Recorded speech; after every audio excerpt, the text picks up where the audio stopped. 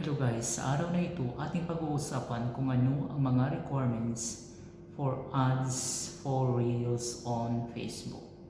So madami talagang nagtatanong paano nga magkaka-ads ang Reels mo sa Facebook. So what are the main requirements? So una, you must be invited to the program or you have already onboarded to in-stream ads. So kinakailangan na-invite ka. So it means to say when there is an invitation, so you are qualified. You met the criteria.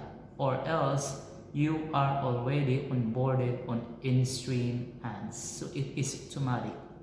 So just like in my case, first nakastar ako, then after that, mga 3 weeks after, na-invite ako for in-stream ads.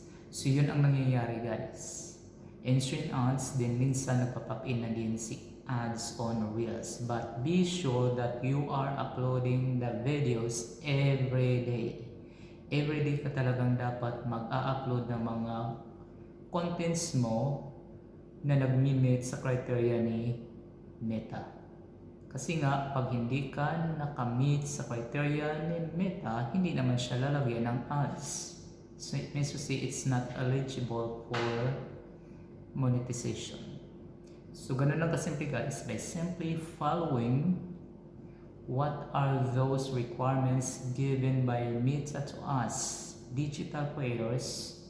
So there's no reason kung ma-meet lang natin ang lahat ng mga requirements na yun, so we are going to have this ads on Reels and in-stream ads.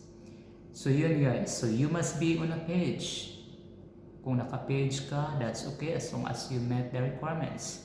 If also when you are in the professional mode, so that's better because mas maganda kasi sa professional mode din kasi mabilis ang followers mo. Automatic kasi yung mga friends mo, kung naka 5,000 ka agad ng mga friends mo doon, automatic siyang maging followers mo sa Reels. Unlike sa page, iba ang requirements kung nandun ka sa page.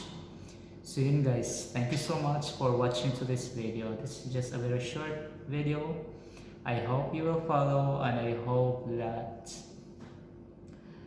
you've gained a lot of information from this very simple and basic information on how to add or how to be qualified for ads on Reels. So bye bye for now. Keep going guys.